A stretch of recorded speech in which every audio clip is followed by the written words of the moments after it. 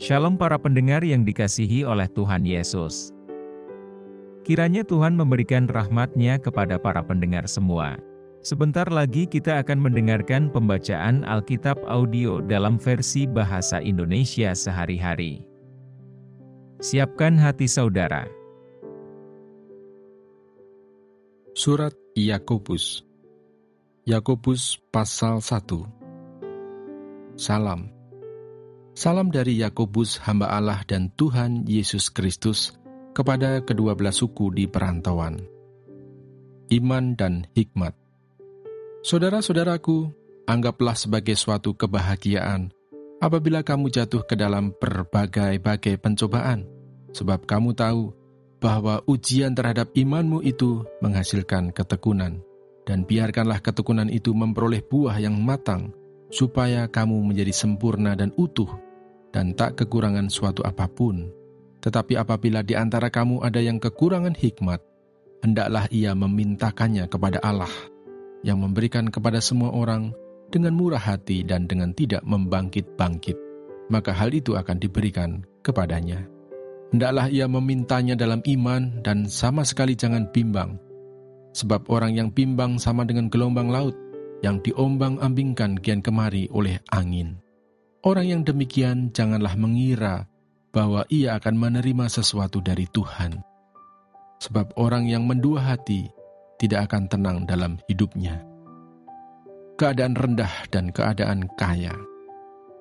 Baiklah saudara yang berada dalam keadaan yang rendah bermegah karena kedudukannya yang tinggi, dan orang kaya karena kedudukannya yang rendah, sebab ia akan lenyap seperti bunga rumput, karena matahari terbit dengan panasnya yang terik dan melayukan rumput itu, sehingga gugurlah bunganya dan hilanglah semaraknya.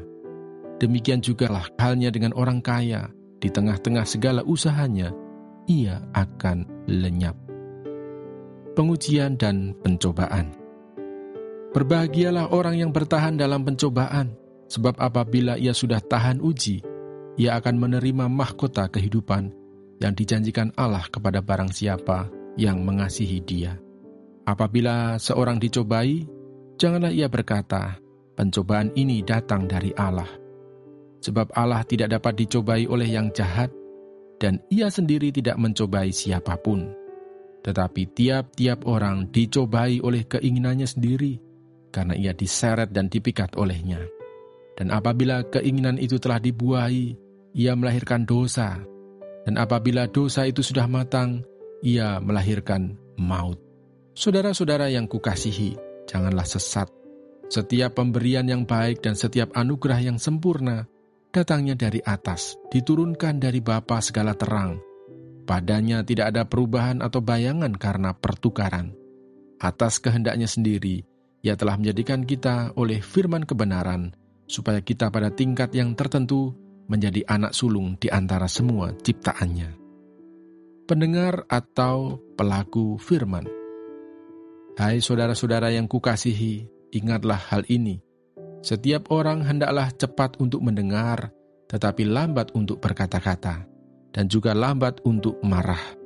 Sebab amarah manusia tidak mengerjakan kebenaran di hadapan Allah. Sebab itu buanglah segala sesuatu yang kotor, dan kejahatan yang begitu banyak itu, dan terimalah dengan lemah lembut firman yang tertanam di dalam hatimu, yang berkuasa menyelamatkan jiwamu. Tetapi hendaklah kamu menjadi pelaku firman, dan bukan hanya pendengar saja, sebab jika tidak demikian, kamu menipu diri sendiri. Sebab jika seorang hanya mendengar firman saja dan tidak melakukannya, ia adalah seumpama seorang yang sedang mengamat-amati mukanya yang sebenarnya di depan cermin. Baru saja ia memandang dirinya, ia sudah pergi atau ia segera lupa bagaimana rupanya. Tetapi barang siapa meneliti hukum yang sempurna, yaitu hukum yang memerdekakan orang, dan ia bertekun di dalamnya, jadi bukan hanya mendengar untuk melupakannya, tetapi sungguh-sungguh melakukannya, ia akan berbahagia oleh perbuatannya. Jikalau ada seorang menganggap dirinya beribadah, tetapi tidak mengekang lidahnya, ia menipu dirinya sendiri, maka sia-sialah ibadahnya. Ibadah yang murni dan yang tak bercacat di hadapan Allah, Bapa kita, ialah mengunjungi yatim piatu dan janda-janda dalam kesusahan mereka, dan menjaga supaya dirinya sendiri tidak dicemarkan oleh dunia.